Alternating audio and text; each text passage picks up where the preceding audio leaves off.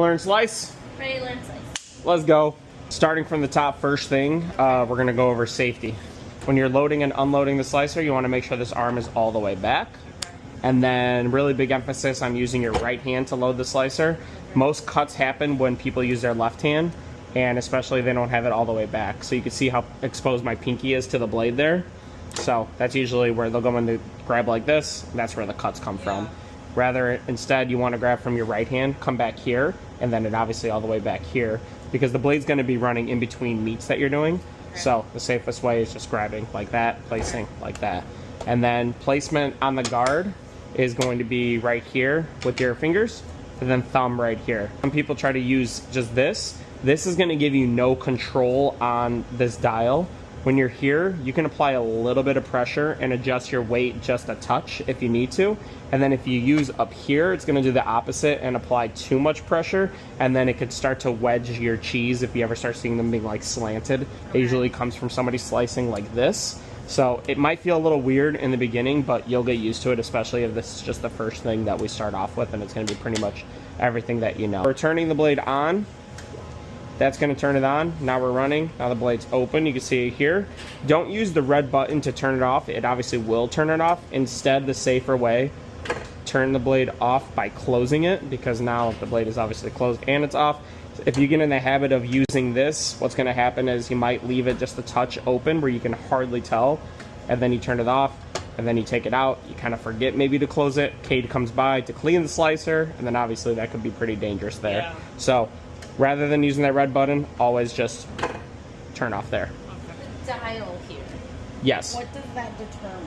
So yeah, so the dial is going to be the thickness. So I think I had it right around here. Like it's a weird thing, because you have to have some sort of sense, obviously, on where you're slicing it. But every day, the slicer is going to be a little bit different depending on how sharp the blade is. And depending on how much we've used it throughout the day. And then this slicer is a different dial than this slicer. So you can't get, like, I just don't want to hear, I slice, like, someone's like, hey, where do you slice cheese? Oh, I slice it at 0.5 or 0.75. The answer should be, I slice it at 5 ounces for 2 ounces, or five pieces of cheese for 2 ounces. Left hand here is going to be, you're going to mirror this hand. So you're mirroring it to catch the cheese or meat that's coming off the blade. And then your hand actually gets, I'm going to have this blade running now. So on, open, left hand right here. It's going to get close to this blade. Now you can even, like, you can see I'm making contact with it. I don't want you to like touch the blade obviously while you're doing this, but it is designed not to cut you. Now if I were to do that, then yeah, it's gonna get me. But like it's not, most people get really scared of being down here, which I get it, but this is a pretty safe area down here as long as your hand is very flat. But I mean, when I'm slicing it, so for cheese we're gonna do what we call catch and flip. Also with closing the blade, you can see I did it there. You want to close the blade in between, you know, if you're done with your set of sandwiches. If you're doing a sandwich at 13, in between each meat and cheese, your blade is going to be running the whole time for speed and efficiency. Once you're done with your set, or you go to clean it, that's when you turn it off. Or if for whatever reason you have to walk away, saving me right there, I was walking away just to get this. Just good habit to always close it, so that way you don't forget. But catch and flip, left hand is going to be right next to the cheese here, and then that's going to come out, and now I'm going to flip right there. And what we're going to do is 5 pieces. So this is called calibrating your slicer. So this is like a very Jersey Mike's, like even corporate term, where they say what's the first thing that you do on the slicer is you want to calibrate your slicer so you can get a good sense of where your thickness is. Okay. So you weigh out 5 pieces. It should weigh 2 ounces. So I'm a little bit heavy there. Okay. And then I just know that, okay, next time I do it, I'm just going to go a little bit thinner on that blade. 1, 2, 3, 4, 5, 2.1. So I mean, pretty close to that. 2 ounces is what you're looking for. If you could be right around that. If anything, you want to be a little bit extra on things, so that way everybody's always getting what they're paying for. Right. All right, so let's go ahead and have you do a few. Hold back. Yep. Yep. So hand placement right there. Yep. Here. Then you go ahead and turn the blade on. Yep. And use your right hand to open the blade. Oh, to open the blade? Yep. Oh yeah. Open it right around that like 1 marker. It was like right, I think I was like a touch under it. Yep.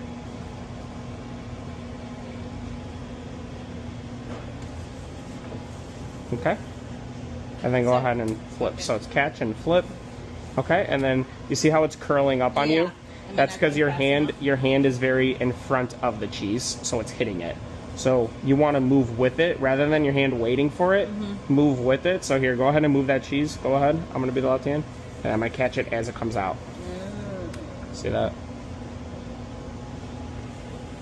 So Oh, it curled. So even a little bit more back and a little bit higher up to the blade. So I'm going 2 ahead? Yeah, you're Is that 2 what in it front is? of it. I'm 2 in front of it. Yep, there it is. Now you just need to be a little bit closer to the actual Yeah. blade. So go ahead and do it again and watch me. So that way I'm just right there for it. Can you do it one more time? There you go. Better. I'm doing it again, I'm sorry. Yeah, you're okay. Can you do it one more time? No, you're doing great. Yeah. Okay, got it. Yeah, much better. There. That was good. Oh, no. Cool. So now let's go for some weights. Yeah, you're going to slice 5 pieces now. 5 pieces. And we're going to see, we're going to get 2 ounces or hopefully really close to it.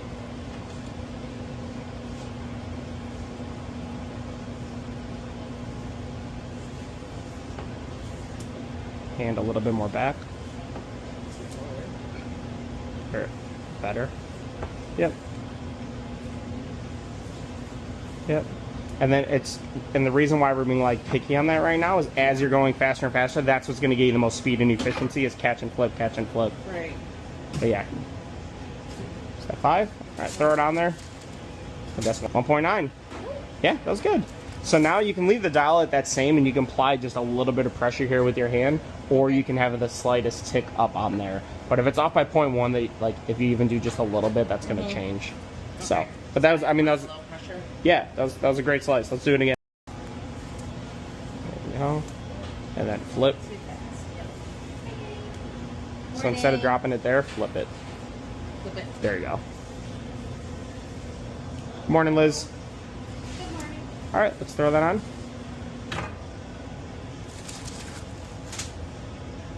Okay, we're consistent. Okay.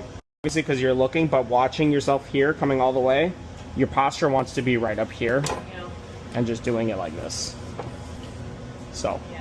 that's where we're gonna get to by the end of even your first training session. You'll get more comfortable being here because you know where to follow your hand here. It's just a touch behind where the provolone is. Will I be able to do digital line?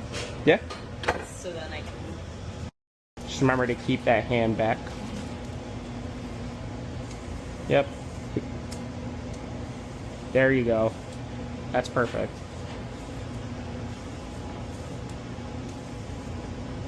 That looks great. Go ahead and throw it up there. I think you got it on that one. No. 1.8. It's okay. It's still good.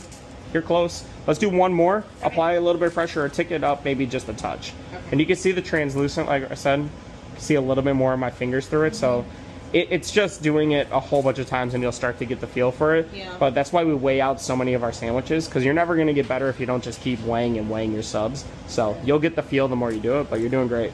So let's just say I am making someone sub and I'm at that 1.8. Like, An is extra it- piece. Is it okay? Yeah, to do yeah. that? You want to be over on your weight always better than under. We never want to short anybody on their meat Okay. or cheese. Is catching the meat? Yeah, for sure. I have That's to keep looking. yeah. No, you're doing great.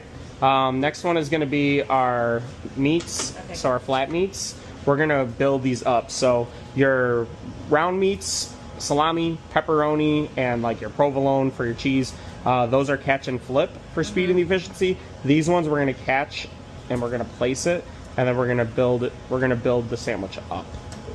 What I mean by that is you don't want it to be flat, so that way it's all outside of the sandwich, outside of the Yeah. bread. Instead, you want to grab here, and we're going to be more like that. That's for the turkey and the ham? Turkey, ham, roast beef, prosciutto. Oh, okay. Yeah. So we're going to be doing 3 pieces, and you're looking for 1.8. Might be a little light. Yeah. So close. So I'm gonna have you go ahead and do that.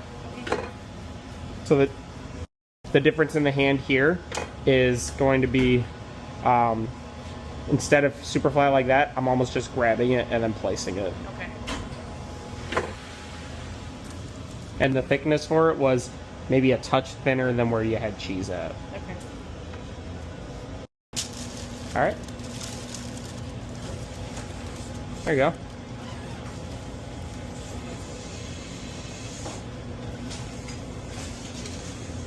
All right, cool.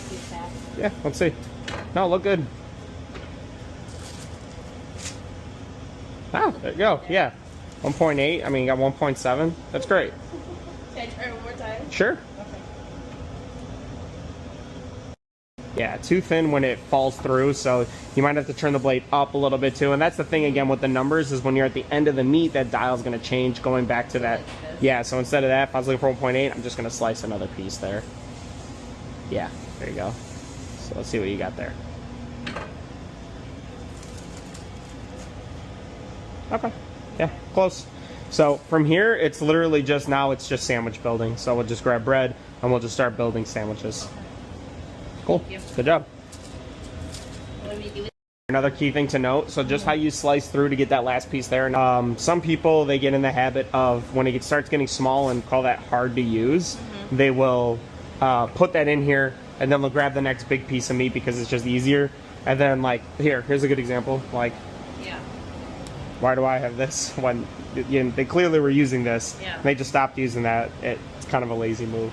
So just slice it thicker, slice more meat, like use the whole thing before you move on to the next piece. All right, lastly, now it's just time to build sandwiches. Okay. So when you're building a sub, obviously very important to be weighing your sandwiches to make sure we're giving enough meat.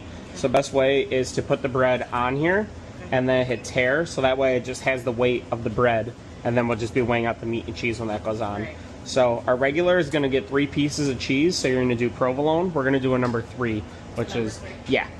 Ham. Yep. Yep. So that's what we practice with. Right. And then this meat case door, yeah, close it in between each one. Perfect.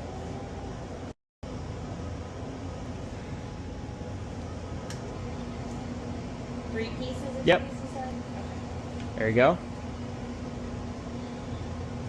Nice. Flip. Catch and flip. Okay.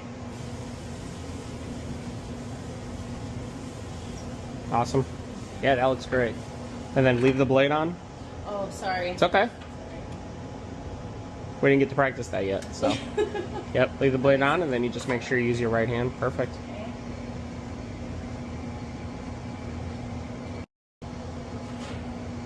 Yep. And then that down, and then your dial down just a tick. There you go. You're gonna do 6 pieces about, again, so this is where it gets a little weird because it's all about the weight. So we're looking for, you can see we got all the weights here. This is giant, regular, mini, so the regular 3, 4.75. That scale doesn't read 0.05, so we're gonna look for 4.8. 4.8. And yeah, you just don't wanna be below that at all. Well, let's do 6 pieces. So like I said, it's all about the weight, but you have to have some sort of slice count reference to know what to go off of. Go ahead and lower that dial just by looking, I can tell it. Yeah. And that's where it's just like the more you do it, you're going to see it, you're going to feel it. Yeah. And then, yeah, so instead of 6, let's do 5 pieces on this one. Lower the dial a little bit more. That's it? Yeah, that looks better. I think one more. Yeah. Now we close it, and let's go ahead and place that on top. 4.7, yeah, so 4.75, so that is the perfect slice. So you can see it's about 6 pieces. Okay. If you're doing it thicker, though, maybe it only needs 5. Ideally, though, yeah, I mean, you got it, yeah, you got it spot on. So no extra, though? No, yeah. So 4.75, I mean, this is 4.7, could be 7.5. Like, Right. to me, that's, yeah, it's perfect. 4.6, okay, we'll do there. little baby piece. And then here, look at here, you can do a very thin piece to make sure they always get at least enough meat. And then you can just add on. So we're a little bit over the 4.7 now, but again, it's better to have a little bit more meat than not enough. So, good job. First sandwich was perfect.